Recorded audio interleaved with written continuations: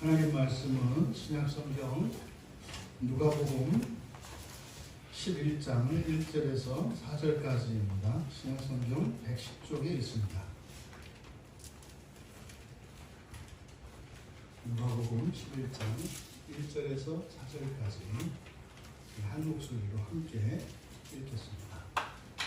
예수께서 한 곳에서 기도하시고 마치심에 제자 중 하나가 여짜오되 주여, 요한이 자기 제자들에게 기도를 가르친 것과 같이 우리에게도 가르쳐 주옵소서. 예수께서 이르시되 너희는 기도할 때에 이렇게 하라. 아버지여, 이름이 거룩히 여김을 받으시오며 나라가 임하시오며 우리에게 날마다 일용할 양식을 주시옵고 우리가 우리에게 죄 지은 모든 사람을 용서하오니 우리 죄도 사하여 주시옵고 우리를 시험에 들게 하지 마옵소서 하라. 아멘. 하나님 말씀 앞에 믿음으로 주의 자녀들이 섰사오니 이 시간 이 말씀을 통하여 저희들에게 참된 진리를 깨달아 알게 하시고 그 진리로 저희들을 새롭게 하여 주시옵소서. 감사하며 예수님의 이름으로 기도하옵나이다. 네, 주님의 이름으로 주일 예배에 참석하신 여러분들을 또 인터넷으로 함께하고 계신 모든 분들을 환영하며 축복합니다. 오늘 여러분들이 드리는 이 예배를 하나님께서 기쁘게 받으시고 또 예배를 받으신 하나님께서 내려주시는 신령한 은혜와 복이 여러분 모두에게 또 여러분을 통하여 여러분의 가정과 가문 나아가 여러분들이 살고 있는 그 지역과 일터 위에 넘쳐나기를 축복합니다. 설교의 제목은 다시 기도를 가르치시옵니다. 지금 우리가 살펴보고 있는 이 누가복음에서 바로 앞에 10장에서 우리가 예수님께서 70제자들을 파송하시고 그래서 하나님 나라의 복음을 제자들로 하여금 이제 전파하게 하셨습니다. 그리고 또 그들에게 놀라운 경험이 있었죠. 하나님 나라 복음을 전할 때 그때 나타나는 이런 권능의 역사들을 봤습니다. 그래서 귀신이 쫓겨나가고 병자들이 고쳐지고 하는 일들이 하나님 나라 복음이 선포되어지는 자리에 있었던 겁니다. 그리고 이제 바로 앞에 마르다와 그 마리아의 사건을 통해서 섬김과 또 말씀을 듣는 것에 대해서 가르쳐 주셨습니다.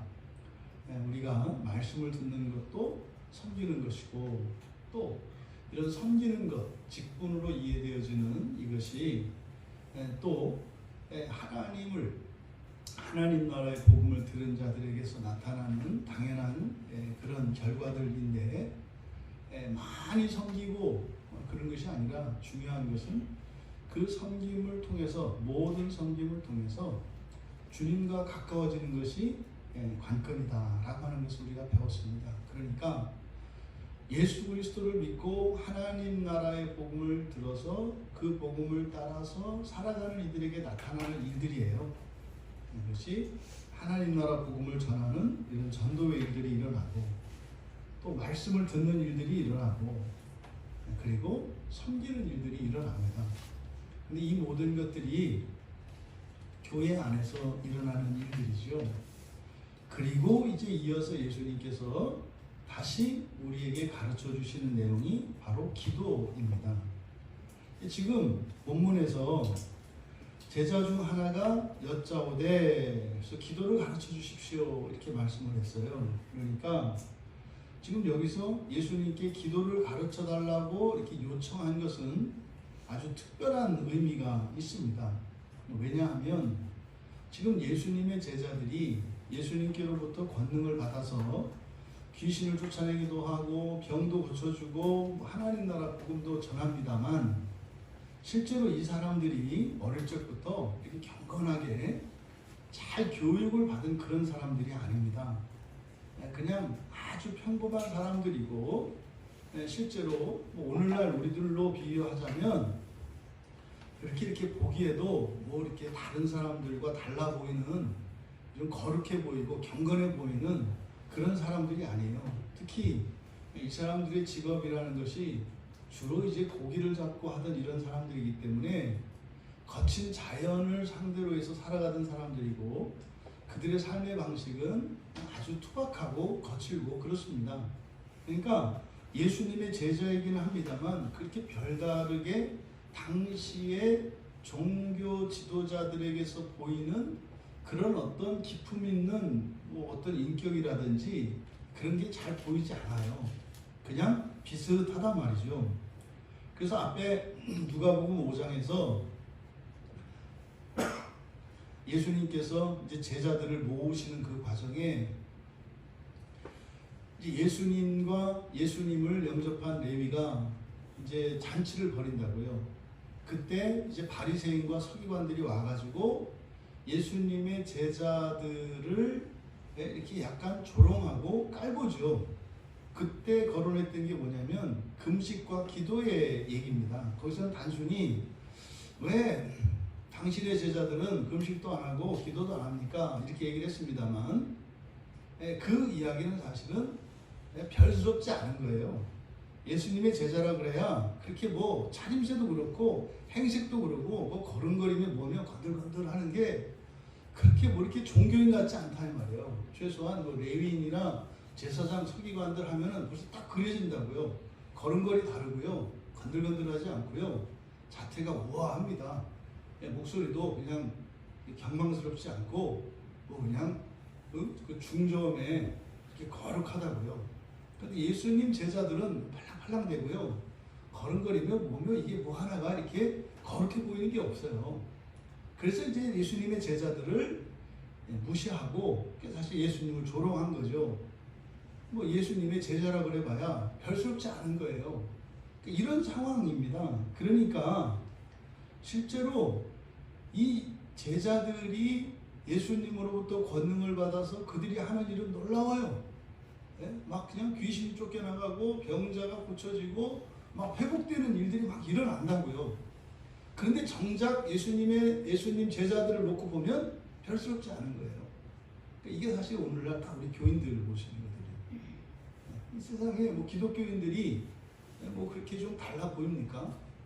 뭐 백화점에 가서 한번 보세요. 백화점에 가서 이렇게 위에서 내려다봤을 때 거기에 지나다니는 사람, 뭐 이렇게 시장에 있을 때 그렇게 눈에 띄는 것이 그리스도인이 눈에 띄나요?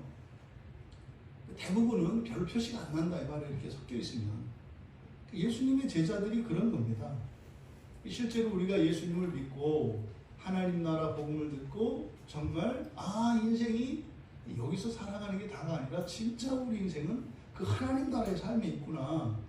이것을 알고 믿고 그렇게 추구하며 살아가는 사람도 우리의 일상에서의 우리의 삶의 변화는 잘 안 일어난다고요. 제자들의 모습이 그래요. 그랬던 제자들이 여기서 예수님께 기도를 좀 가르쳐 주세요 라고 요청하는 것은 드디어 제자들의 삶의 모습이 변하기 시작한 것을 나타냅니다. 그러니까요, 지금 예수님께 기도를 좀 가르쳐 주세요 이렇게 말한 것은 이제 그들이 그동안 사람들에게 전했던 하나님 나라의 복음, 하나님 나라가 이 땅에 임했다. 그리고 완전한 그 나라가 임할 것이다 라고 하는 그 하나님 나라 복음이 이제 제자들에게도 조금씩 실감되기 시작한 겁니다. 그러면요, 이런 생각의 변화, 생활의 변화가 반드시 뒤따르게 되어 있습니다. 왜요? 의미가 되니까요. 의미가 되니까요. 왜 사람들이 예수를 믿고 교회를 다니는데 교회 다니기 이전이나 이후나 큰 차이가 없을까요? 교회에서 듣는 설교나 또 성경의 가르침들이 이렇게 와닿지 않기 때문이에요. 그게 가치 있는 일이거나 그게 의미 있는 일이 아니기 때문에 내가 살아왔던 삶의 방식을 바꿔야 할 어떠한 동기부여도 얻지를 못하는 거예요. 다만 그냥 일주일의 생활 속에서 단지 주일에 교회 한번 왔다 가는 것 정도, 이것도 사실은 엄청난 변화죠. 그 자체로는. 하지만 예수를 믿고 주일에 예배를 드리는 그것이 일상생활 속에서 그 사람의 모든 것을 변화시키기까지는 오래 걸립니다. 드디어 제자들에게 그 변화에 대한 필요가 이제 느껴졌고, 정말 변하고 싶은 그 생각이 제자들에게 들었던 거예요. 이게 지금 아주 독특한 내용이에요. 누가복음에만 기록된 거거든요. 기도를 가르쳐 주십시오. 이제 평행본문인 마태복음 6장에도 흔히 말해서 우리가 주님의 기도라고 해서 또 주기도문이라고 하잖아요. 기독교 신앙에서 가장 기본적이고 핵심적인 내용이어서 우리가 주일 오후에도 그 주기도문에 대해서 살펴보고 다 설교를 들었지 않습니까? 그런데 그때는 예수님께서 이제 기도를 일방적으로 가르쳐 주시는 내용으로 쭉 되어 있고, 여기 누가복음에서는 제자들이 요청했다고 이야기를 한다고요. 그러니까 지금 누가복음에 제자들이 요청했다라고 하는 이 말을 기록함으로써 지금 누가가 우리에게 전달하고자 하는 메시지는 뭐냐면, 예수 믿고 하나님 나라 복음을 듣고 이제 이 사람들이 정말 그 하나님 나라 복음을 향해서 살아가기를 원하고, 그래서 어떠한 변화를 드디어 추구하기 시작했다라는 겁니다. 여러분들이 여러분 자신을 한번 생각해 보세요. 내가 변화되기를 원하는가? 이 생각이 잘 안 나거든요. 오늘 가면 또 뭐 하나? 오늘 가면 뭐 얼마나 있을까? 뭐 이런 거거든요, 주로. 근데 이제 신앙생활 하면서 예수님의 제자로 자처하며 왔던 이들 안에서 이제 스스로 자기들을 변화시키고자 하는 이런 생각이 든 거예요. 그러니까 이 기도에 대한 요청은요, 그들의 신앙이 이제는 실제적이고 주체적인 신앙으로 바뀌고 있는 것을 알 수 있습니다. 마찬가지예요. 여러분들이 기도를 배우고 싶고 기도를 하고 싶다, 이런 마음이 든다면 뭐예요? 이제 정말 하나님 나라에 조금 가까이 가신 거예요.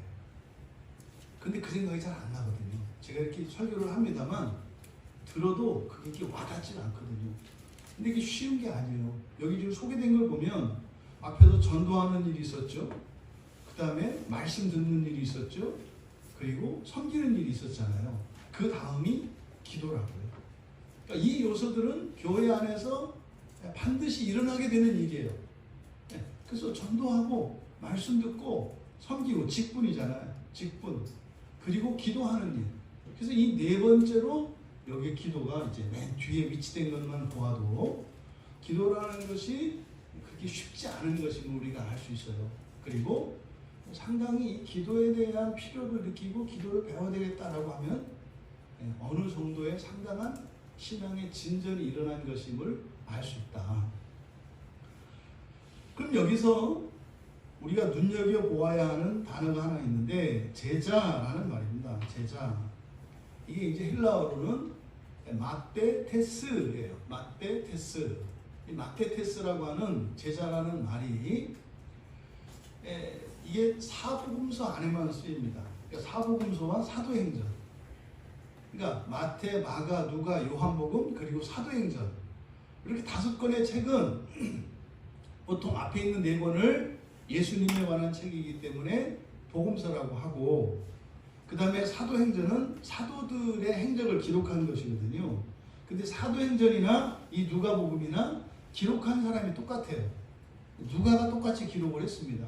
그래서 사복음서, 그러니까 복음서를 기록한 사람들만 사용하는 단어가 이 마테테스라고 하는 제자라는 말이에요. 그러니까 이 제자라는 말은 다른 데 나오지 않습니다. 그리고 이 복음서와 사도행전을 포함한 이 5권의 책을 이제 다 보면 이 마테테스라고 하는 말을, 이 제자라는 말을 사복음서를 기록한 4명의 저자들이 거의 비슷하게 사용해요. 대략 80회 정도 사용합니다. 몇 번 차이가 안 나요. 근데 누가는 누가복음과 사도행전에 이제 반씩 나눠서 사용한다, 이렇게 보시면 돼요. 사도행전에 더 많이 사용이 되기는 하는데, 대략 이렇게 복음서 전체에, 그러니까 복음서를 기록한 복음서의 저자들이 비슷한 빈도로 이 단어를 사용해요. 그래서 이 복음서의 가장 중요한 주제가, 공통적인 주제가 뭐냐면 제자예요, 제자. 그래서 복음서를 기록한 목적은 바로 예수님께서 제자들을 어떻게 부르셨고 제자들에게 무엇을 가르치셨으며 또 제자들의 삶이 어떠했던가를 기록한 것이 복음서였다. 그러니까 복음서 기자들의 공통 관심사가 이 제자라는 겁니다.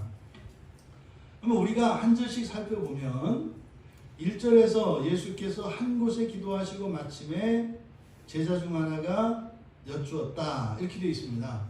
근데 여기 지금 앞에 부분이 해석을 좀 잘못했습니다. 그래서 예수께서 한 곳에서 기도하고 마치심에 여기 아니라 예수께서 기도하시는 한 곳에 계실 때 있었던 일이다. 이렇게 시작이 돼요. 11장 1절은. 그러니까 예수님이 기도하시는 한 장소에 계실 때 있었던 일이다. 그리고 하시던 기도를 중지하셨을 때 그의 제자들 중 하나가 주님께 여쭈었다. 이렇게 되는 겁니다. 그러니까 지금 여기서 알 수 있는 것은 예수님이 기도하시는 특정한 장소가 있다는 것을 가르쳐줘요. 그러니까 아무 데서나 기도하는 게 아니라 고정적으로 기도하시는 기도의 처소가 있다고요. 흔히들 기도할 때 그냥 우리의 필요한 것들을 또 이렇게 하나님께 이렇게 하는 것을 기도라고 생각을 하니까 그냥 뭐 기도하십니까? 기도하라 그러면 저 기도 많이 해요. 어떻게 하시나요? 뭐 길 가다가 하고 버스 기다리다가 하고 전철 탈 때 하고 이게 다 뭐예요? 다 쓸데없는 시간이죠. 어차피 자기가 뭐 할 수 없는 그런 시간에만 기도한대요. 자기 전에 하고 어떻게 하냐고 그랬더니 누워서 이렇게 하고 뭐 아침에 일어나자마자 한대요. 어떻게 하냐니까 눈 뜨면 하고 그러니까 다 자기한테 쓸데없는 시간에 이제 기도하는 거예요. 그것도 기도 맞습니다. 근데 여러분 지금 여기서 이야기하는 기도는 그런 기도가 아니라 뭐예요? 시간과 장소를 구별하는 거예요. 근데 우선은 예수님의 이 기도의 실천을 통해서 우리가 알 수 있는 것은 공간을 구별하는 거예요. 공간을. 그래서 특정한 곳이 있습니다. 기도하는 곳이. 어디든 괜찮아요. 그러니까 그 기도의 초소는요. 여러분들이 방해받지 않는 곳이어야겠고 이왕이면 잘 정돈되고 깨끗한 곳이어야 되겠죠. 그런 곳을 이제 정하신 거죠. 있는 거예요. 근데 거기를 제자들도 다 아는 거죠. 예수님만 아시는 데가 아니라 제자들도 다 아는 거예요. 왜? 거기를 찾아갔으니까.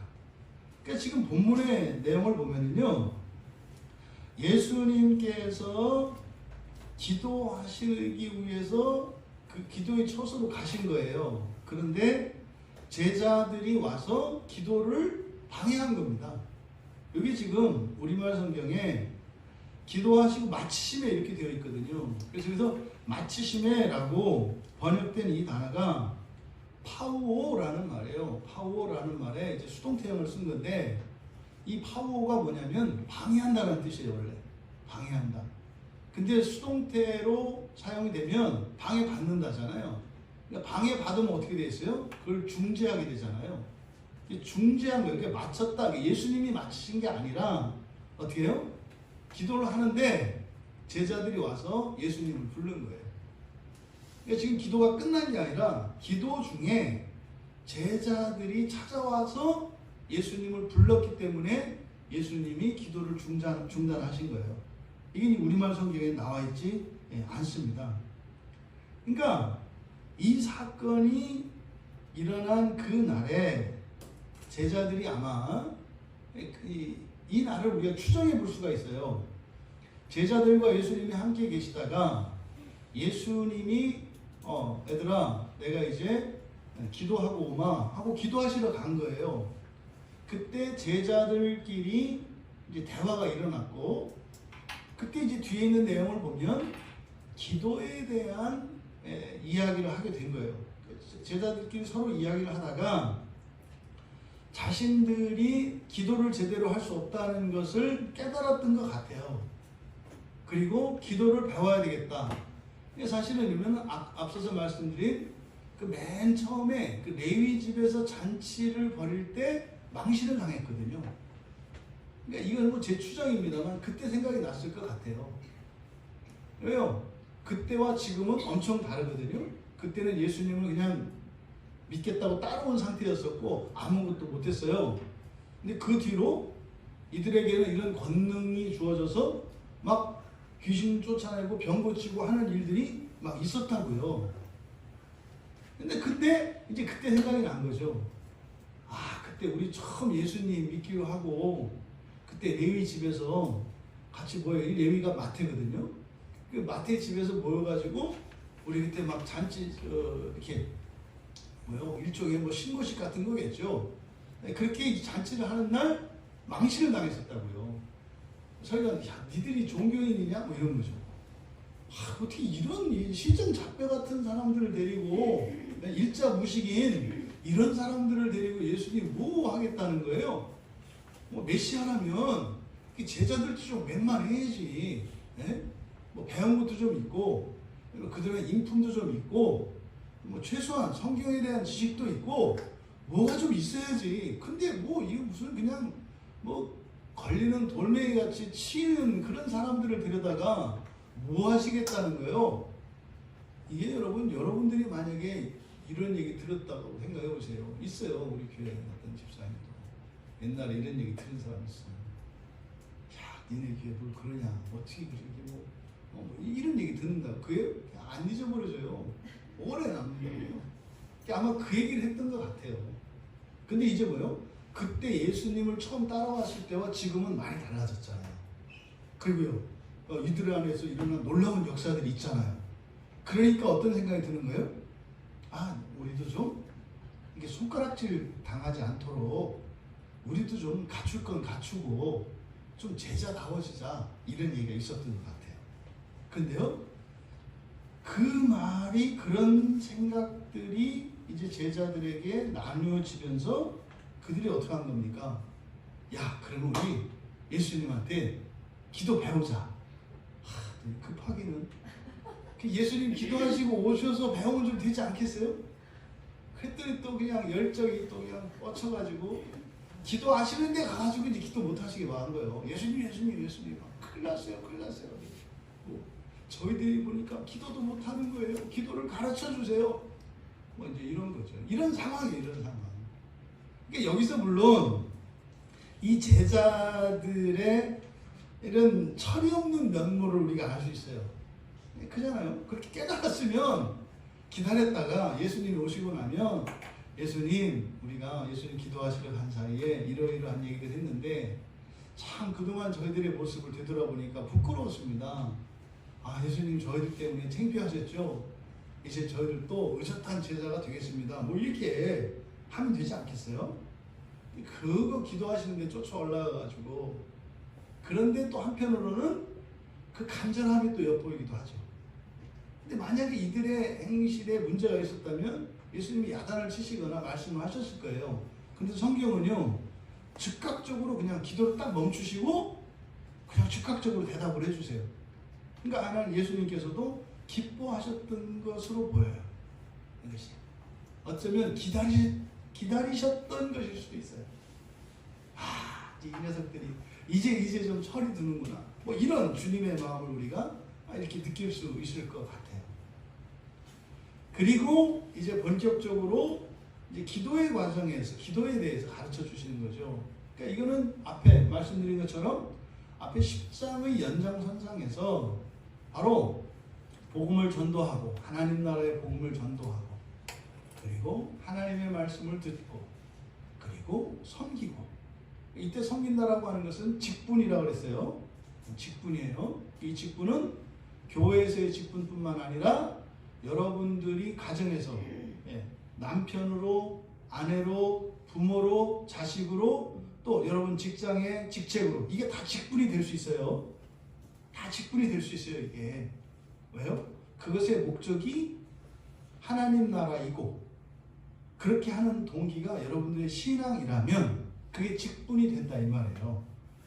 그러면 이러한 일들이 그리스도를 따르는 제자들에게서 반드시 일어나는 일들입니다. 그리고 이제 여기서 이제 기도에 대해서 가르쳐 주시는 건데, 우리가 이 기도를 살펴볼 때 지금 제자들의 바른 태도에 대해서 가르쳐 주는 거예요. 그러면 기도가 새삼스러운 게 아닙니다. 유대인들에게 기도는요, 이게 그냥 호흡과 같은 거예요. 유대인들 자체가 기도를 많이 합니다. 하루에 3번 기도하고요, 식사할 때 기도하고요, 때마다 기도합니다, 유대인들이. 그런데 왜 제자들이 기도를 가르쳐 주세요? 2가지 의미가 있어요. 그런 교육이 전혀 안 된 사람들이에요. 그러니까 보통의 유대인 가정의 자녀들은 기도 훈련을 다 받아요. 어려서. 이게 이제 우리식으로 말하면 이제 모태신앙인 그 사람들은 어렸을 때 주일학교를 다니잖아요. 주일학교를 다니면서 이런 기초적인 것들을 배워요. 그런데 나이 먹어서 예수를 믿은 사람들은 그런 게 전혀 안 돼 있어요. 근데 물론 청년들은 그런 생각 꿈에도 안 하죠. 다 돼 있는 줄 알죠. 근데 안 돼 있거든요, 사실은. 그래서 주일학교 때 배우는 과정이 나중에 예수를 믿은 사람들에게는 필요한 과정이고 결핍되어 있어요. 저도 부끄러운 얘기지만요, 교회에서 집사였는데요, 제가 옛날에 집사였을 때 주기도문하고 뭐 사도신경은 외웠는데 성경 목록을 다 못 외웠다고요. 집사인데. 그래가지고 자꾸 주일학교 교사라 그래가지고서요, 그거 성경 목록을 못 외우고 있는데 주일학교 교사하면은 다 들통날 거 아니에요. 그래서 이 핑계 저 핑계 대고요, 주일학교 교사 계속 안 했어요. 몇 년 동안이나. 그리고 속으로 그랬죠. 내가 이 성경 목록을 못 외우고 있다는 걸 아무도 모를 것이다. 다 모를 줄 알았거든요. 왜 다른 집사들은 집사 정도 되면 다 외우는 거지요. 이제 그렇게 생각을 한 거예요. 그래가지고 이제는 더 이상 안 할 수 없는 지경이 돼가지고요, 다른 사람 몰래 공부하느라고 몰래 나가 바깥에 나가서 외우고 이랬어요. 그리고 나서 이제 주일학교 교사를 했거든요. 근데 이런 일이 교회 안에 일어나요. 왜냐면 어렸을 때 우리도 이렇게 철저하게 신앙교육을 제대로 받은 사람이 별로 없어요. 그리고 모태신앙들도 뭐 알고 보니까 이렇게 뛰어난 거 별로 없어요. 왜 또 기억을 안 해. 그러니까 나중에 보니까 뭐 도찐 예찐 뭐 이렇게 되더라고요. 이런 거죠, 이런 거. 근데 이때 당시에 유대인 가정에서는요, 이런 기도와 섬김과 이런 것들에 대해서 기본적으로 다 훈련이 돼 있어요. 근데 지금 제자들이 이 얘기를 하는 것은 바로 이제 사실 어떻게 보면 컴플렉스예요, 컴플렉스. 어려서부터 경건한 신앙의 경건한 부모들로부터 어려서부터 이런 신앙의 교육이나 이런 걸 받지 않았던 거죠. 그래도 뭐 이 제자들이 자랑할 건 뭐겠어요? 권능이잖아요, 권능. 바리새인, 너 그래, 너 성경 잘 알지? 너 귀신 쫓아내? 너 병 고칠 수 있어? 뭐 이런 거죠, 이런 거. 그런데도요, 뭐 그렇게 말은 할 수 있지만 속으로는 어떻게 해요? 이 열등감이 사라지지 않는 거거든요. 어쨌든 그 바리새인들이 막 기도하고 막 거리에 서서 막 이렇게 하는 거 보면 뭐 있어 보이거든요. 나는 그게 안 되거든요. 그러니까 제자들에게 그게 있었던 거죠. 그러니까 지금 기도를 요청하는 것을 모아서 이 제자들은 유대인으로서 갖추어야 될 기본적인 신앙 훈련도 안 되어 있는, 교육되지 않은 사람들인 것을 알 수 있어요.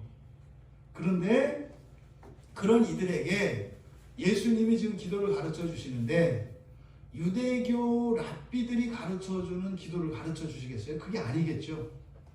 그리고 유대인들의 기도는 기도문이 있습니다. 기도문이. 축복하는 축복 기도문이 있고요, 때마다 하는 기도문이 있어요. 그러니까 기도문이 있어서 그거를 외우는 겁니다. 그때 기도문을 이제 줄줄줄 암송을 하고 계속 반복하는 거예요. 그 기도문. 비나이다 비나이다 하는 것처럼. 요걸 따라서 하는 게 천주교죠. 천주교에는 기도서가 있어요. 이렇게. 그래서 때마다 기도가 있다고요. 이게 뭐 장례 때, 생일 때 이렇게 하는 기도문이 있어서 그러니까 좋아요. 유익도 있어요, 어느 정도는. 왜? 처음에 기도할 수 없을 때 그거 찾아가지고 읽으면 되거든요, 그대로. 읽어보면 좋아요. 그 유익은 있어요. 그런데 그런 방식으로 예수님이 기도를 가르쳐 주신 게 아니죠. 그래서 여기서는 지금 제자들에게 교육을 시키시는 예수님이 바로 유대인들이 가르쳤던 그것과 다른 방식으로 기도를 가르치고 계시다. 그래서 오늘은 이 주님의 기도, 주님이 가르쳐 주신 이 기도에서 마음가짐과 태도에 우리가 집중을 해서 살펴보려고 합니다. 먼저 우리말 성경에 기도할 때 이렇게 하라 되어 있어요. 이렇게 하라. 이렇게 하라라고 되어 있는데 이렇게 하라라고 번역한 게 레게테라는 말이에요. 레게테, 그러니까 레고, 말하다라는 뜻이거든요. 말해라 해, 말해라. 첫 번째, 예수님이 가르쳐 주신 기도에 대한 가르침. 첫 번째, 뭐 해라? 말해라 해, 말해라. 기도는 뭐 하는 거다? 말하는 거다. 말하는 거다. 그래서 기도는요, 하나님께 말씀을 드리는 거예요. 하나님께 이렇게 말씀을 드리는 거예요.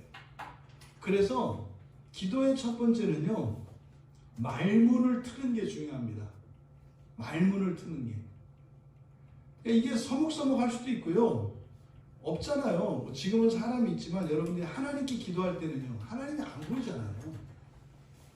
하나님이 안 보이는데 이렇게 얘기하면 그 미친 사람이잖아요. 다른 사람들이 보기에.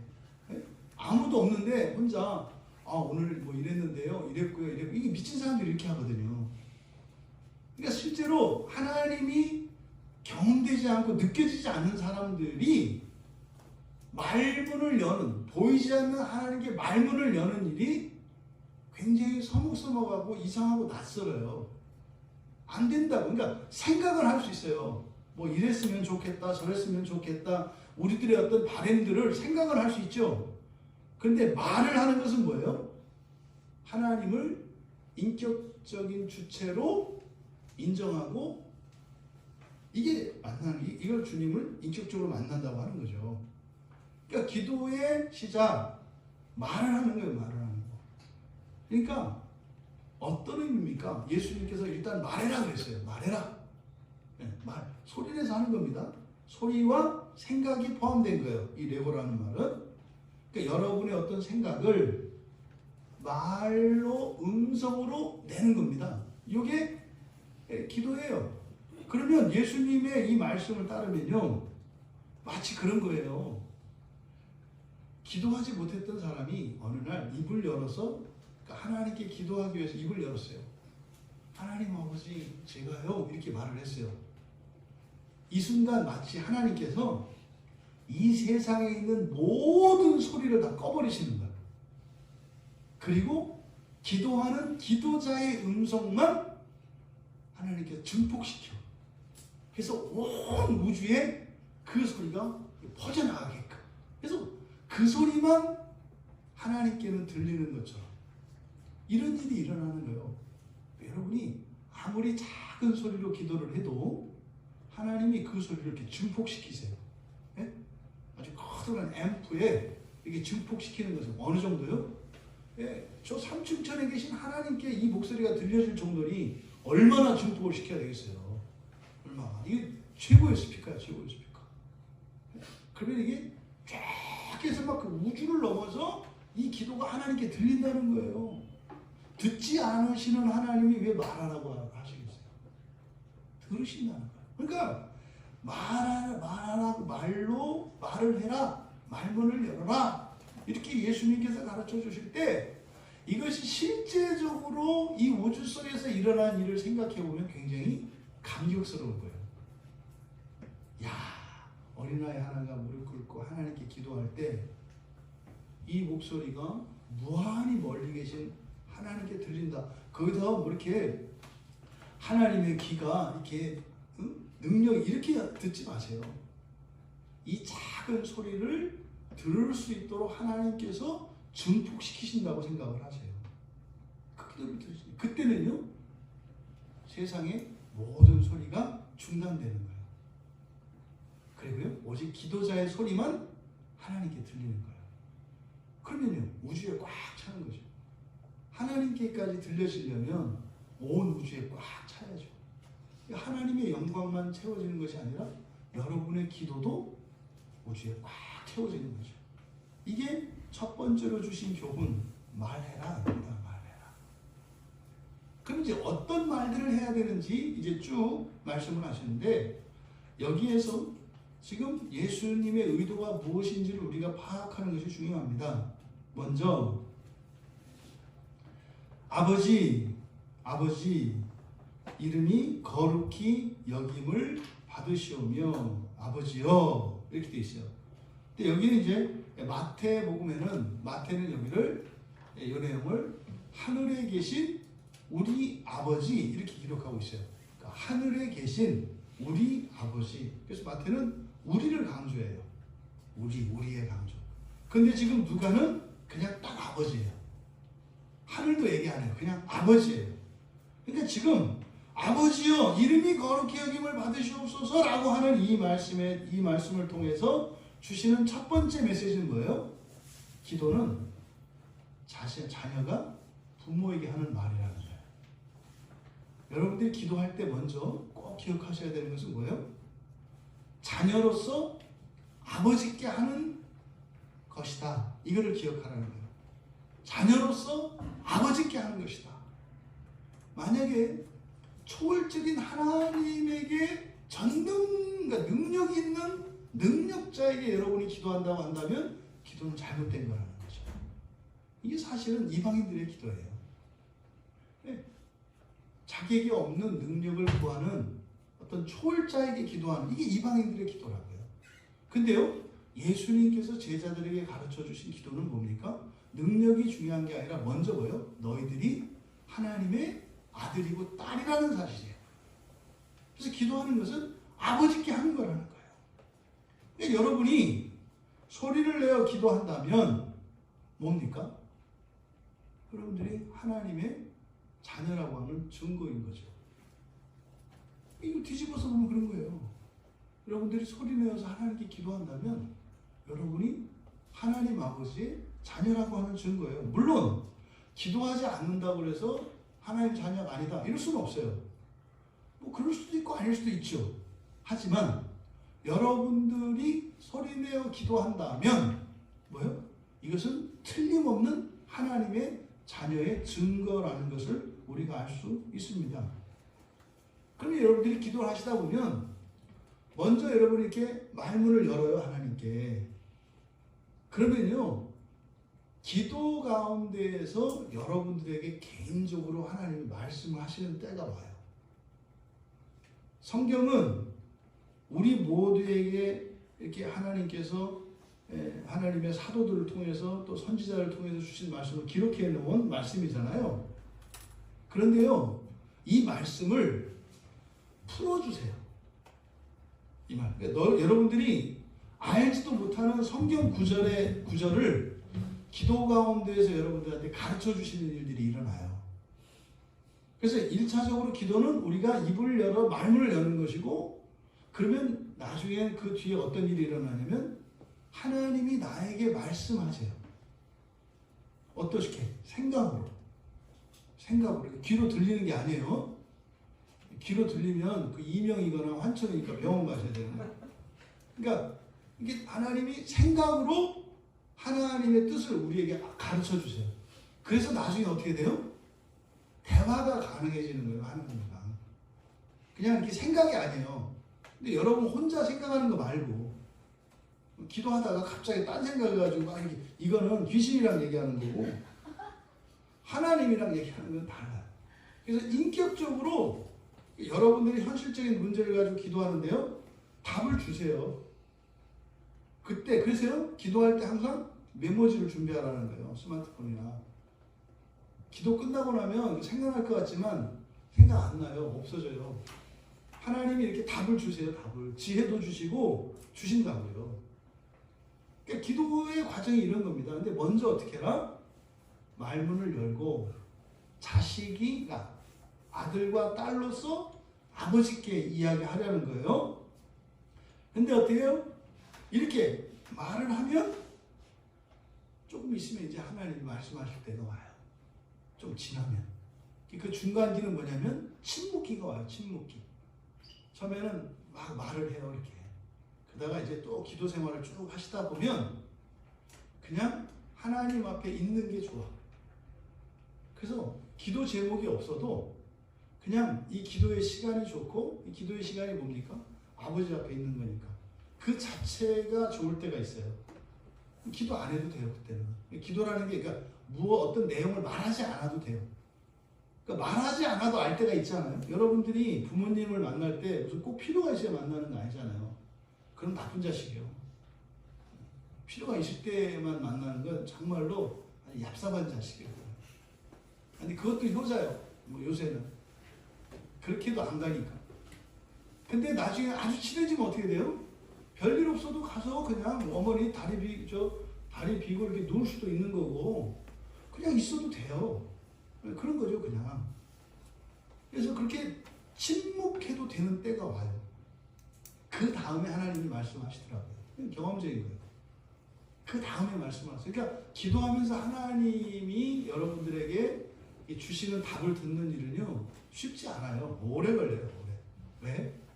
이 귀신들이 방해가 많아요. 계속 잡생각들이 막 이렇게 떠올라가지고, 기도하다가 너 이러고 차라리 이럴 바에는 가지고 1시간에 9,000원짜리 알바라도 해라. 뭐 이런 생각 하거나, 너 이럴 바에는 차라리 성경 읽어라. 뭐, 별의별 이런, 왜요? 다 이 실용적 사고가 있어가지고, 돈이 안 되면, 남는 게 없으면 의미 없다고 생각을 해요. 그러니까 하나님 앞에 있는 그 시간이 되게 무익한 시간이라고 하는 생각들이 막 들어요. 이런저런 생각이 방해한다는 거예요. 그래서 먼저 말문을 열고, 그 다음에 침묵해도, 그러니까 하나님과 함께 있는 게 좋은 과정을 거치면, 그 다음에 하나님께서 말씀하시는 일을 경험하게 돼요. 그러면 진짜로 기도 가운데에서 하나님과 대화가 가능해져요. 거기서. 그러면은요, 사람 안 찾죠. 사람 안 찾죠. 하나님 찾아가시고. 왜? 하나님, 나의 모든 것을 다 알고 계시고, 나를 다 이해해 주시고, 또 실질적으로 나한테 도움을 주시는 분인데, 뭐 누구한테, 다른 사람한테 찾아가겠어요? 여러분들이 사람한테 찾아가 보세요. 여러분 그냥 푸념이나 늘어놓고, 막 의미도 없는 말 쏟아놓고, 개운하다. 이게 뭐 턱근육만 풀고 가시는 거지. 그 뭐 의미 있어요? 남는 거 하나도 없어요. 문제는 그대로 있다고. 근데 하나님께 딱 가면 딱 정리가 되거든요. 그러니까 하나님을 찾게 돼 있어요. 그런 기도가 여러분들에게 허락되기를 바랍니다. 여러분들이 정말 이 세상에요, 세상 사람들이 다 여러분을 버려도요, 끄떡하지 않습니다. 그게 깊은 기도의 세계죠. 그 아버지여, 그리고 이름이 거룩히 여김을 받으시오며, 이렇게 돼 있어요. 여기서 이름이 거룩히 여김을 받는다. 여러분들은 이 기도가 당신의 이름이 거룩히 여김 받게 하소서, 이 기도가 여러분들에게 어떤 느낌으로 이렇게 다가오시나요? 사실 여기서 하나님이 누구세요? 창조주시잖아요. 우리를 구원한 분이시잖아요. 또 날마다 우리의 삶 가운데 은혜를 베풀어 주시는 분이잖아요. 근데 그 하나님의 이름이 거룩하게 여김받게 해주십시오. 여기서 이름이라고 하는 것은 단지 이름만을 말하는 것이 아니라 하나님의 존재와 하나님의 영광, 하나님의 명예, 하나님의 권위, 하나님의 모든 것을 말합니다. 여기서 거룩히 여김을 받는다는 것은 그러면 하나님이 하나님 대접받게 해주세요, 이 말이에요. 하나님이 하나님 대접받게 해주세요. 사실은 이거는 뭐 너무나 당연한 거거든요. 하나님이 하나님 대접받는 건 너무나 당연해요. 그런데 이렇게 말씀하시는 이유가 뭘까? 그렇지 않기 때문이죠. 그렇지 않기 때문에. 사실은 이 기도는 예수님께서 가르쳐 주신 이 기도는 십계명의 3계명과 관련되어 있어요. 너희 하나님 여호와 이름을 망령 때 일컫지 마라. 그래서 망령 때 일컫다 할 때 망령이 뭐라고 했어요, 여러분? 이건 아셔야 돼요. 망령이 뭐예요? 망령되게 일컫는다는 게, 망령되게 한다는 게, 영자만 들어가면은 영 이상해져. 이 망령되게라고 하는 것은 헛되게라는 뜻이에요. 이거 한자로 나타나서요. 헛되게, 헛되게, 헛되게. 그리고요, 의미 없이, 쓸데없이, 그냥 아무 의미 없이 하는 말. 그러니까 지금 영어, 이게 그렇죠. 우리나라에서 그냥 주여 하는 거, 주여 하면 죽여. 이게 주여. 이게 주여가 입에 붙어가지고 물론 습관적으로 나오기도 해요. 근데 그게 정말 의미가 있다고 괜찮아. 아무 의미 없이 추임새처럼 주여 주여 하면 안 된다 이 말이에요. 주여 주여. 또 지금 그 영어 쓰는 사람들이 하나님을 그냥 가장 망령되게 쓸데없이 쓰게 보여요. 오마이갓이에요. 오마이갓. 이게 우리나라의 주여예요. 희한하잖아요. 말은 틀린데 똑같을 때 써요. 주여나 오마이갓이나 아무 의미 없이 쓰는 거예요. 기대도 없이. 요것을 망령되이라 그래요. 망령되이. 그러니까요, 이 세상 사람들은요, 하나님에 대한 기대가 없어요. 하나님을 인정하지도 않고요. 심지어 예수를 믿는 사람들조차도 하나님이라고 하는 그 존재가 자신의 인생에 그렇게 큰 가치가 있거나 의미 있지 않아요. 무슨 말이에요? 여러분, 어떤 문제가 딱 터졌어요. 그럼 여러분들이 딱 떠올리는 사람, 그 사람이 하나님이셔야 된다 이 말이에요. 여러분이 너무 기쁜 일이 일어났어. 그때 여러분이 딱 떠오르는 사람, 그게 하나님이셔야 된다 이 말이에요. 여러분이 식당에 가서 음식을 먹었어. 너무 맛있어. 그때 딱 떠오르는 사람, 저는 우리 식구들인데 이게 하나님이어야 된다 이 말이에요. 이게 이름이 거룩히 여김을 받으시오면요. 근데 세상은 안 그렇다고요. 인류의 역사를 보면은요, 하나님이 거룩히 여김을 받으시기보다는 망령되이 일컬어지고 하나님이 무시당하죠. 그게 이 세상이에요. 그래서 여기서 지금 예수님께서 아버지요, 당신의 이름이 거룩히 여김을 받게 해주십시오 라고 할 때, 기도할 때 어떤 마음이라는 거예요? 보통 우리는 기도할 때 우리 입장에서 하죠. 그렇잖아요. 항상 내 필요가 있거나 내 필요 때문에 기도를 하잖아요. 근데 예수님은 뭐라고 말씀하시는 거예요? 먼저 그 명예가 완전히 진문계진 네 아버지를 생각을 하는 거예요. 기도할 때.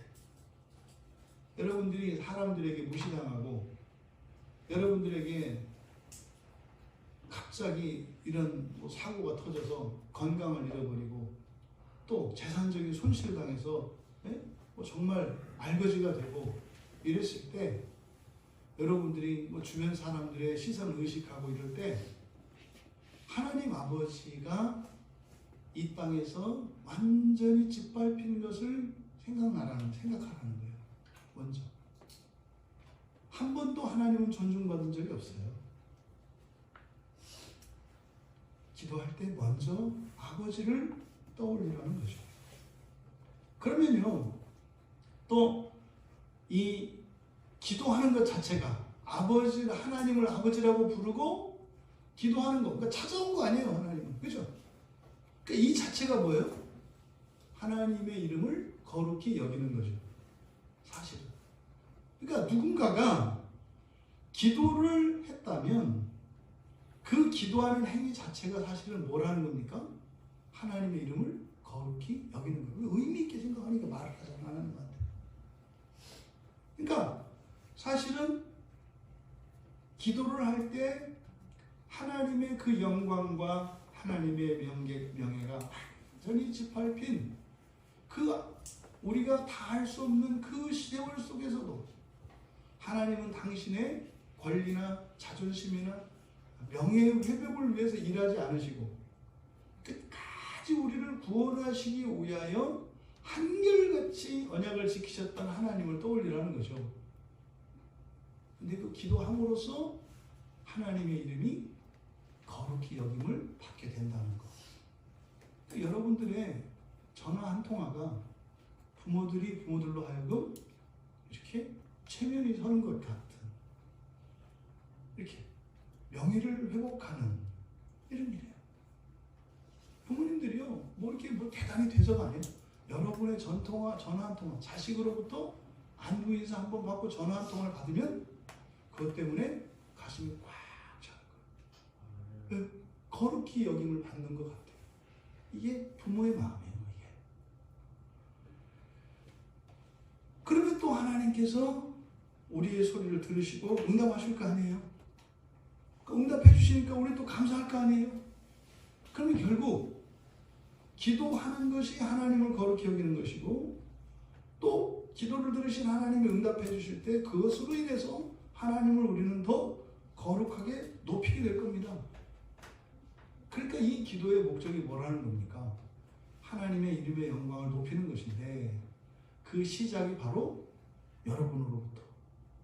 근데 그것을 통해서 더 하나님은 영광 받으시기 위하여, 거룩히 여김을 받으시기 위하여 응답하신다는 것을 가르쳐 주시는 거죠. 그 일이 여러분을 통해서 온 열방으로까지 퍼져나가기를 바랍니다. 이어서 당신의 나라가 임하시오며 되어 있는데, 여기 이제 우리말 성경에는 당신의라고 하는 2인칭 소유격 대명사가 생략되어 있어요. 당신의 나라가 임하시오며. 근데 여기서 직역하면 당신의 나라가 가게 하소서 이렇게 돼요. 당신의 나라가 가게 하소서. 그러니까 이제 오고 있는 나라. 오고 있는 나라. 그래서 우리 입장에서 임하게 해주십시오 이렇게 한 것이고, 본문은 하나님 보내주세요 이런 뜻이에요. 당신의 나라가 가게 해주십시오. 가게 해주십시오. 그러니까 지금 이 말씀을 통해서 우리가 배울 수 있는 건 뭡니까? 그 나라가 이 땅에 임하도록 하나님께 기도하라는 거예요. 그러면요, 우리의 기도가 하나님 나라가 이 땅에 오는 것을 시기를 앞당길 수 있다는 거예요. 하나님 나라가 이 땅에 오는 것이 시간적으로 딱 언제다 날짜가 못 박혀 있지는 않지만, 늦추고 당기고 하는 것은 기도로 가능하다는 거예요. 여러분들이 기도를 할 때 하나님 나라가 더 가까이 온다는 거예요. 기도하지 않으면 늦어진다는 얘기죠. 그러면 이 하나님 나라가 이 땅에 임하기를 기도해라, 보내주시도록 기도해라, 이걸 통해서 우리가 기도를 통해서 하나님 나라가 임하는 시기를 앞당길 수 있다, 이걸 알 수 있고, 또 하나 이 기도를 통해서 우리의 진정한 소망이 무엇이어야 하는가를 가르쳐 주는 거예요. 여러분들이 가지고 있는 모든 기도의 제목들, 이 모든 기도의 제목들은 하나의 소망으로 귀결되어야 합니다. 그게 뭐예요? 하나님 나라예요. 하나님 나라. 여러분이 건강이 회복되고 싶어요. 취직하고 싶어요. 결혼하고 싶어요. 여러분들이 부자가 되고 싶어요. 하고 싶어요. 이것들이 하나님 나라로 귀결되어야 한다 이 말이에요. 그러니까 여러분의 모든 소망, 그러니까 여러분들이 바라고 원하는 모든 것들은 사실은요, 하나님 나라의 파편이에요. 모든 것이 하나님 나라의 파편이라고요. 이것을 가르쳐 주시는 거예요. 그래서 기도는 어떠해야 된다? 하나님 나라를 소망해야 된다 할 때, 여러분들이 원하는 거 말고 하나님 나라 이렇게 생각하시면 안 돼요. 뭘 원하시든 괜찮아요. 여러분들이 뭘 원하시든 사실은 다 다르지만 그게 결국은 뭐라는 거예요? 하나님 나라다라고 말씀을 하는 거예요. 여러분, 만약에 하나님 나라가 이 땅에 임하면요, 여러분은 더 이상 기도할 필요가 없는 거예요. 무슨 말이에요? 여러분 원하는 대로 다 된다고요. 하나님 나라가 임하면요, 여러분 원하는 거 못하고 하나님이 원하는 걸 하는 게 아니라, 하나님 나라가 임하면요, 더 이상 기도할 필요가 없어요. 더 이상 기도할 필요가 없다는 것은 무슨 말이에요? 여러분들의 소원이 다 이루어지는 나라예요. 이거 기억하시라고요. 지금 이 세상에서는 여러분들이 원하는 거, 여러분이 아는 것, 여러분이 경험한 것, 여러분이 좋다고 생각하는 것만 원할 수 있어요. 그런데 하나님 나라는 여러분이 알지도 못하는, 여러분이 경험하지도 못하는 더 좋은 것들이 이루어져요. 이게 하나님 나라예요. 절대 하나님 나라를 여러분의 기쁨이나 행복과 전혀 상관이 없는 나라 이렇게 이해하지 마세요. 여러분들이 원하는 것보다 더 그 이상의 것이 실현되는 것이 하나님 나라다. 이것이 하나님 나라를 소망한다는 의미입니다. 다음으로 우리에게 날마다 일용할 양식을 주십시오. 여기서 마태와 다른 점은, 마태는 이거를 부정과거 명령으로 부정과거 명령법으로 썼어요. 근데 누가는 현재형으로 이걸 쓰고 있어요. 현재형으로. 그러니까 뭡니까? 계속이에요. 계속 지속적으로. 그러니까 지금 누가가 기록한 우리에게 날마다 일용할 양식을 주십시오라고 하는 이 말은 뭡니까? 매일매일 우리들의 그 일용할 양식, 그러니까 하루를 살아가는데 필요한 양식이거든요. 이것이 기도가 기도의 제목이어야 한다는 것을 가르쳐줘요. 그러면 여러분 보십시오. 지금까지 여러분들이 그냥 여러분들이 먹기 싫어서 안 먹은 거 말고, 그러니까 여러분들이 이렇게 끼니를 먹는 것 자체가 이게 뭐라는 거예요? 사실은 원래는 기도의 응답이어야 한다는 거예요. 이거를 현재형으로 일용할 양식을 계속 주세요라고 이렇게 기도하라고 한 것은, 일용할 양식은 뭐의 결과다? 기도의 결과다. 기도의 결과, 응답된 것이다. 근데 놀라운 것은 우리는 기도한 적이 없어요. 근데 그 밥을 먹었다고요. 이거 뭡니까? 여러분들이 밥 먹은 거, 그게 뭐 하나님의 은혜였다는 거죠. 그래서 일용할 양식을 매일 주십시오. 이렇게 현재형으로 기도한 것을 통해서 우리에게 예수님께서 가르쳐 주시는 바는 뭐냐? 기도의 자세는 뭐다? 감사예요, 감사. 감사. 하나님의 은혜에 대한 감사. 장차 우리에게 베풀어줄 하나님의 은혜에 대한 의심이 아니라 이미 우리의 공로 없이도 우리에게 베풀어준 수많은 하나님의 은혜에 대한 감사가 기도자의 기본적인 자세라는 것을 우리에게 가르쳐 주는 거죠. 근데요, 문제는 우리가 살고 있는 세상에는 굶주리는 사람들이 항상 있어요. 굶주리는 사람들이 항상 있어요. 나는 기도하지 않고도 하나님께서 은혜를 주셔서 세 끼를 배부르게 먹고 사는데 하루에 한 끼도 제대로 식사하지 못하는 굶주리는 이들이 있어요. 이 세상에는. 그러니 일용할 양식을 구하라고 하는 그걸 통해서 어떻게 해요? 굶주리는 자들을 긍휼히 여기는 주님의 마음을 우리가 또 알 수 있어야 돼요. 왜 굶주리는 자들이 있어요? 이것은 이 세상의 악 때문인 거예요. 이 세상의 악 때문에. 왜? 내가 굶주리지 않았던 건 여러분이 잘나서 절대 그렇게 생각하시면 안 돼요. 하나님 은혜라니까요. 근데 왜 다른 한편에서는 굶주리고 있어요? 이거는 사회 악이에요. 이 시대의 악이에요. 여러분, 굶주림 문제요, 해결할 수 있어요. 현실적으로. 이 세상의 모든 굶주림을 해결하는 방법이 있다면 여러분 그거 하시겠어요? 여러분이 할 수 있는 게 있어요. 참여하실 용의가 있으시냐고. 동원할 거야? 이 세상에 굶주리는 사람이 없어져. 네가 뭐만 하면 할 수 있는 일을 하겠어? 소고기 안 드시면 돼요.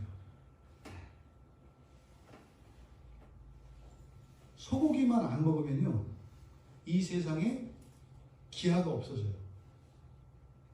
실제로. 왜냐면 소 한 마리가요, 수천 명이 먹어야 되는 음식을 먹어요. 소 한 마리가. 그래서 소고기가 왜 비싼 줄 아세요? 소가 먹는 음식의 양이 어마어마해요. 그러니까 사실 소고기를 먹기 위해서 어떻게 하는 거예요? 아프리카나 아마존에 있는 이런 사람들이 먹어야 될 곡식을요, 그 사람들에게 주는 게 아니라 소에게 먹이는 거예요. 왜? 고기 먹으려고. 보세요. 기아 문제 해결할 수 있다니까요. 지금 식량 남아요. 근데 말은 쉬운데 안 될 것 같죠? 여러분이 생각해도. 그 사람들은 그 사람이고 나는 나지 이렇게 생각한다고요. 그래서 일용할 양식을 하나님께 기도할 때 늘 굶주리는 자들에 대한 긍휼히 여기는 마음을 가져야 한다는 거예요. 이것이. 다음으로 우리가 우리에게 죄 지은 모든 사람을 용서하오니 우리 죄도 사하여 주십시오. 이건 여기서 우리말 성경에는 그냥 죄라고 번역이 되어 있어요. 근데 마태복음에서는 죄라고 되어 있지 않고 빚으로 되어 있어요. 빚, 채무. 우리의 채무를 갚아주십시오. 이렇게 채무를 용서해 주십시오. 이렇게 되어 있어요. 그러니까 우리가 우리에게 빚진 자들의 빚을 탕감해 준 것처럼 하나님 우리의 빚을 탕감해 주세요. 이렇게 되어 있어요. 마태복음은. 근데 누가복음은 우리가 우리에게 빚진 사람들의 빚을 탕감해 주었으니 우리의 죄를 사해 주세요. 이렇게 되어 있어요. 그러니까 우리가 용서해 주는 것은 빚이고 하나님이 용서해 주는 것은 죄라고 되어 있어요. 그러니까 누가복음에서는. 그러니까요. 이 돈의 빚을 죄와 연결시키고 있는데 이 세상에서 물질적인 것들을 용서해 줄 때 이것이 마치 하나님께 죄의 용서를 받는 거다라고 지금 누가는 설명하거든요. 그러면 여기서 지금 요 기도가 이제 오해될 수 있는 부분이 뭐냐면 우리가 우리에게 빚진 사람들의 모든 빚을, 그래서 모든 사람 되어 있는데 그냥 모든 빚이에요. 우리에게 빚진 모든 빚을 용서하오니 우리 죄도 용서해 주십시오. 그러니까 어떻게 돼요? 내가 용서를 해야 용서를 받는구나. 물론 이제 마태복음 뒤에서는 그렇게 말씀을 해요. 너희들이 용서해야 나도 용서한다. 이렇게 말씀을 해요. 근데 여기서는 그 이야기를 빼고요. 지금 누가가 말씀하고자 하는 의도는 뭐냐면 부채의 문제와 죄의 문제를 같이 연결해서 설명을 하는데 여러분 만약에 여러분이 누군가한테 받을 돈이 있어요. 예? 그런데 만약에 여러분이 그 사람한테 받을 돈을 안 받기로 했어요. 어떨 때 그럴까요? 여러분이 받아야 될 돈이 있는데 그걸 안 받기로 했어요. 어떨 때겠냐고요. 여러 가지 경우가 있겠죠. 그러니까요. 그 빚진 사람이 이제 도저히 갚을 수 없어. 네? 도저히 갚을 수 없어요. 그런 상태, 완전히 갚을 수 없는 상태고. 근데 그렇다 하더라도 막 뻔뻔하고 이래. 그럼 탕감을 안 해줘요. 완전히 갚을 수 없는 상태이고 또 그 사람이 어떻게 해요? 간절한 마음으로 탕감해 주기를 구할 때, 간절하게 구할 때 그때 용서해 주겠죠. 네? 어차피 보니까 받기는 틀렸어. 근데 사람이 보니까 도리를 알아.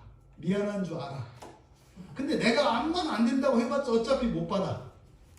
이러나 저러나 어차피 못 받으니까. 근데 사람이 보니까 자기가 잘못한 것도 알고 미안한 마음도 있고 간절해. 그럼 어떻게 해요? 알았어요. 없던 거로 칩시다. 이렇게 되는 거죠. 지금 누가가 말씀하려고 하는 이거예요. 죄의 용서를 구할 때 어떻게 해라? 정말 갚을 수 없는 자로서 죄는 우리가 갚을 수가 없어요. 갚을 수 없는 자로서 주님께 어떻게 해요? 간절히 그리고 그것을 어떻게 해요? 미안해하면서 내가 당신한테 돈을 빌려다 썼지만 갚을 수 없어요. 미안해하면서 하지만 간절히 그렇게 할 때 너희들이 빚을 탕감해 주잖아. 하나님께 죄 용서를 구할 때 간절함으로 미안한 마음으로 죄송한 마음으로 하나님께 기도할 것을 우리에게 가르쳐 주시는 거예요. 그리고 여기서 우리가 알 수 있는 것은 죄는 빚과 같다. 채무와 같다. 죄는 채무와 같다. 근데 어떤 채무? 갚을 수 없는 채무와 같다. 그러니까 그냥 뻗대라는 게 아니에요. 배째라 이렇게 만드는 거죠. 대부분 사람들이 그런 식으로 나가죠. 배째라 그렇게 하지 말고 어떻게 해라. 가난한 자의 마음으로 하지만 미안한 마음으로 하지만 용서해 줄 것을 믿으며 인간성을 믿고 하잖아요. 이 다음에 내가 잘 되면 갚겠습니다만 어쨌든 지금 안 되니까 일단 빚을 탕감해 주십시오. 이런 거죠. 그래서 지금 죄 지은 사람을 용서하오니 우리 죄를 사해 주십시오라고 하는 이 기도를 통해서 우리가 봐야 될 것은 뭐다? 기도자의 그런 바른 자세, 빚진 자의 간절함과 미안한 마음, 이것이 하나님께 죄 용서를 구할 때 우리가 가져야 되는 마음이고, 이것이 기도자의 마음이다라는 것을 가르쳐 준 것이고, 또 죄는 갚을 수 없는 빚과 같다는 것. 그리고 이제 마지막으로 우리를 시험에 들게 하지 마시옵소서. 시험에 들지 마시옵소서. 여기서 이거는 시험을 위한 기도가 아니에요. 시험을 단지 피하기 위해서 부적과 같이 주는 게 아니에요. 여러분들이 이게 시험에 들지 않도록 미리 기도하셔서 시험을 피할 수 있습니다. 목적이 이게 아니에요. 여기서 이 기도의 목적은 늘 우리가 시험에 노출이 되어 있다는 것을 잊지 말라는 거예요. 늘 시험에 노출되어 있다는 거. 그래서요, 긴장을 놓치지 말고 깨어 기도해야 한다는 거예요. 여기서 시험에 들지 말게 하옵소서 할 때, 기도할 때 기도자의 정신이 어떤 정신이어야 한다? 늘 깨어서 기도해야 된다라는 것을 가르쳐 준 거예요. 그러니까 누가복음 22장 40절과 46절에서 또 마태복음 26장, 마가복음 14장에서도 쉬지 말고 기도해라, 깨어서 기도해라, 이렇게 말씀을 하거든요. 그러니까 지금 여기서 시험에 들지 않게 해주십시오. 이거는 앞으로 시험이 나한테 있을 수도 있고 없을 수도 있는데 시험이 일어나도 빠지지 않게 해주십시오. 기도하고 나서 불안해져요. 그렇게 돼, 또 이거 또 빠지면 어떡하지? 그래서 시험이 목적이 아니라 뭐요? 늘 우리 인생에는 시험이 놓여 있다는 것. 그래서 기도는 어떻게 해야 된다? 늘 깨어서 기도해야 된다는 것을 가르쳐 주시는 것이다. 예수님께서 아마 제자들의 요청에 따라 기도를 가르쳐 주시고 나서 기쁘셨을 것 같아요. 기쁘셨을 것 같아요. 바라던 일이 드디어 일어났으니까 참 기뻐하셨을 것 같아요. 여러분들도 이렇게 기도할 수 있는 그리스도인이 되기를 축복합니다. 하나님이 참 기뻐하실 겁니다. 그것은 하나님을 만족시키기 위한 것이 아니라 여러분이 하나님 나라에 더 가까이 가는 것이기 때문에 그래요. 그래서 하나님이 기뻐하시는 거죠. 여러분들이 정말 이런 기도에 대한 소원이 있고 또 그렇게 기도할 수 있는 여러분 되시기 바라요. 기도는 어떻다 했습니까? 하나님과 대화하는 첫 걸음이라고 그랬어요. 하나님과 인격적으로 만나는 수단이라고 했어요. 하나님을 인격적으로 만나셨습니까? 여러 가지 의미가 있죠. 그럼 인격적으로 만났습니다라고 하는 그 고백 안에는 무엇이 있어야 돼요? 기도가 있어야 되는 거죠. 기도를 통해서 하나님을 만나니까. 그래서 여러분들이 기도를 통해 인격적으로 하나님을 만날 수 있게 되기를 바랍니다. 기억하십시오. 이 기도는 천국 삶의 현재의 맛보기입니다. 여러분들이 그 천국의 삶을 맛보기를 원한다면 그 천국의 삶을 어디서 맛보는 거냐면 가장 실감나게 맛볼 수 있는 것은 기도입니다. 기도를 통해서 천국의 삶을 맛볼 수 있어요. 여러분들이 그 기도를 통해